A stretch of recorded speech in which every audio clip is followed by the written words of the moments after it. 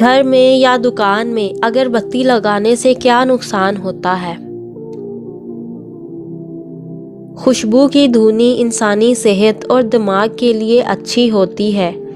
حضرت عبداللہ بن عمر رضی اللہ تعالی عنہ سے منقول ہے کہ آپ زعفران کی دھونی لیا کرتے تھے، یعنی یہ طبی نقطۂ نگاہ سے بہتر ہے۔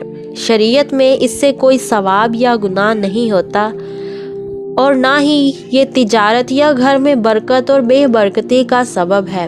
یہ محض خوشبو کے لیے ہوتی ہے، اور نہ ہی یہ کوئی فائدہ یا نقصان پہنچانے کی چیز ہے۔ کھانے پینے کی چیزیں صدقہ و خیرات کریں تو برکت ہوتی ہے، تو کیا گھی، آٹا اور کھانے کی دیگر چیزیں دینا بھی صدقہ میں شمار ہے یا نہیں؟ جی بالکل شمار ہے۔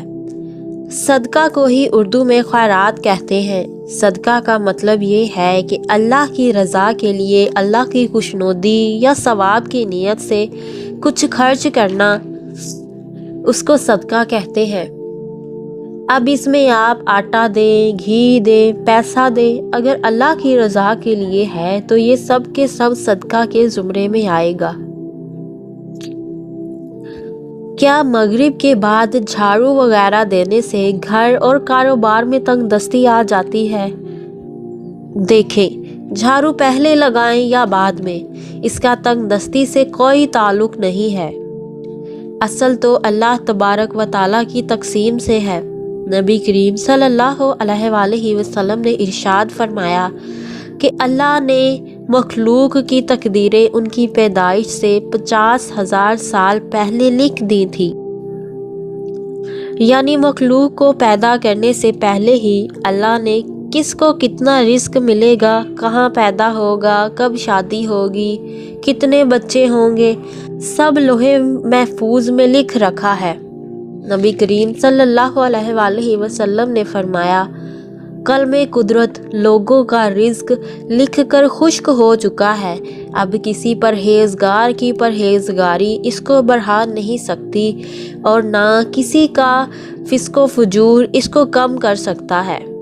بخاری شریف کی روایت ہے، نبی کریم صلی اللہ علیہ وآلہ وسلم نے فرمایا، بچہ ماں کے پیٹ میں 4 ماہ کا ہو جاتا ہے تو ایک فرشتہ آتا ہے اور 4 باتیں اس کے بارے میں اللہ کے حکم سے لکھ دیتا ہے۔ ایک اس کا رزق لکھ دیتا ہے، کتنا کھائے گا کتنا نہیں۔ اس کا مطلب یہ ہوا کہ آپ جھاڑو دیں یا نہ دیں، جو اللہ تبارک و تعالیٰ نے آپ کا رزق لکھا ہے وہ بالکل ختم نہیں ہو سکتا۔ تو اس قسم کی باتوں پر توجہ کر کے جھاڑو ہی فعل حقیقی بن جائے، اللہ کے لکھے ہوئے پر توجہ نہ ہو، تو شریعت اس چیز کو پسند نہیں کرتی اور نہ ہی اس چیز کی اجازت دیتی ہے۔ کن باتوں پر جھوٹ بولنا ثواب ہے؟ شریعت ہمیں بعض مقامات پر ممنوع کام کرنے کی اجازت دے دیتی ہے، جن میں سے ایک جھوٹ بھی ہے۔